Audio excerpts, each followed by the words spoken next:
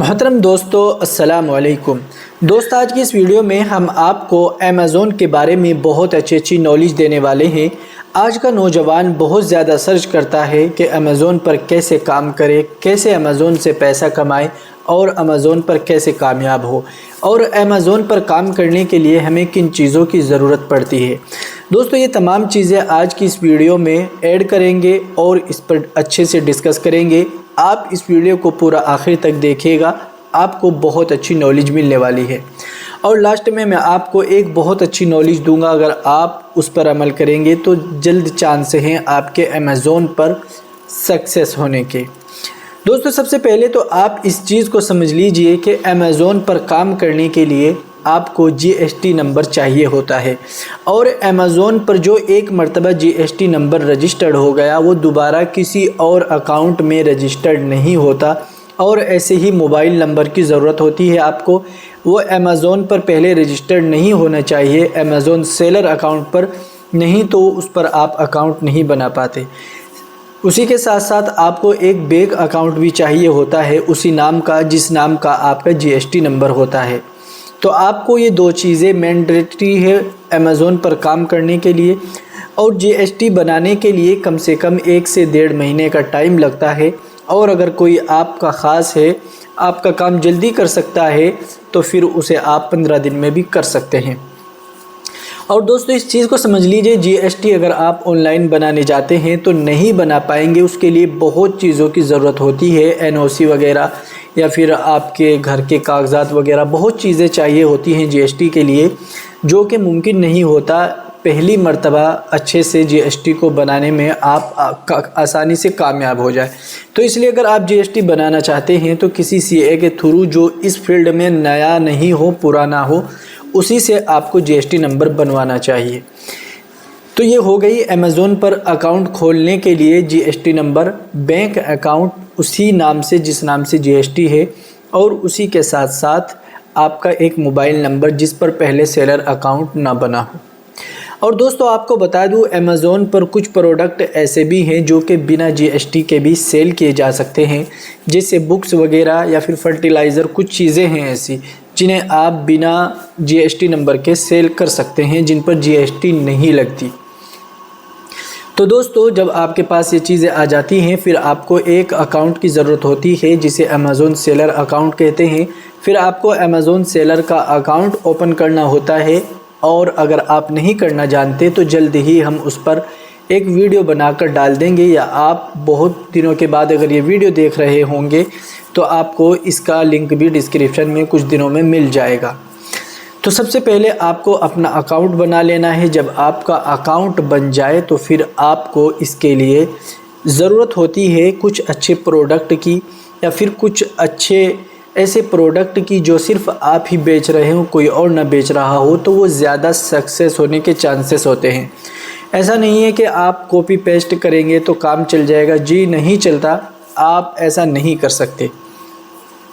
और अमेज़ोन पर कामयाब होने के लिए सबसे पहले आपको अपने अच्छे प्रोडक्ट लाने होंगे। उसी के साथ साथ आपको अमेज़ोन पर ट्रेडमार्क भी रजिस्टर्ड कराना होता है, तभी आप किसी कैटेगरी में अपने प्रोडक्ट को सेल कर पाएंगे।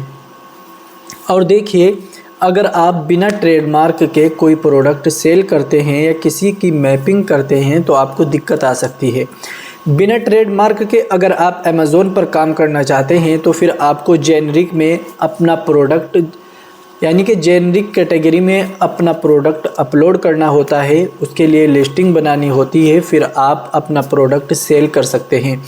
लेकिन उसमें सक्सेस होने के चांसेस कम होते हैं। जैसे ही आपका प्रोडक्ट अच्छा चलने लगता है तो कोई और बंदा जिसका ट्रेडमार्क होता है वो उसको अपने लिए लिस्ट कर लेता है, और उसका ट्रेडमार्क रजिस्टर्ड कराया होता है, तो वो उसकी ट्रेडमार्क की जो लाइंस होती हैं वो उसे उस प्रोडक्ट पर कॉपी कराकर, यानी कि उसको छपवाकर उस प्रोडक्ट पर अपना प्रोडक्ट बना लेता है। फिर वो आपको अच्छे प्रोडक्ट, फिर उसके ऑर्डर्स आपको कम आएंगे। जिस बंदे के पास ट्रेडमार्क है उसके ज़्यादा आने के चांसेस होते हैं।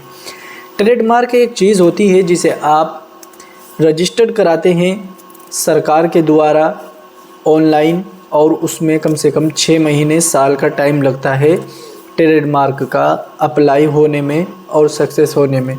कई मर्तबा वो आपका जब रिव्यू में होता है तो बीच में ही वो ख़त्म भी हो जाता है। तो इसीलिए आपको इस चीज़ का बहुत ज़्यादा ध्यान रखना होगा। जब आप अमेज़ोन पर प्रोडक्ट लिस्ट कर लेते हैं तो आपको अमेज़ोन को सीखने की ज़रूरत होती है। तो आपको अमेज़ोन को सीखना चाहिए, अच्छे से प्रोडक्ट लिस्ट करना चाहिए। उसके अंदर जो कीवर्ड्स होते हैं या फिर जो उसके बुलेट पॉइंट्स होते हैं या फिर उसकी लिस्टिंग होती है, वो चीज़ आपको बहुत अच्छे से आनी चाहिए। तभी आपका प्रोडक्ट अच्छे से ग्रो होगा और ज़्यादा सेल्स आने के चांसेस रहते हैं। जब आपकी सेल्स अच्छी होती है तो आपके प्रॉफिट भी बढ़ जाते हैं और आपका माइंड सेट भी एडजस्ट हो जाता है और आपको काम करने में भी मज़ा आता है। तो दोस्तों, जब आप यहाँ तक पहुँच जाते हैं उसके बाद फिर आपको ज़रूरत पड़ती है अमेज़ोन के साथ काम करने की, कि आपको अमेज़ोन पर अपना प्रोडक्ट खुद से कस्टमर के पास भेजना है।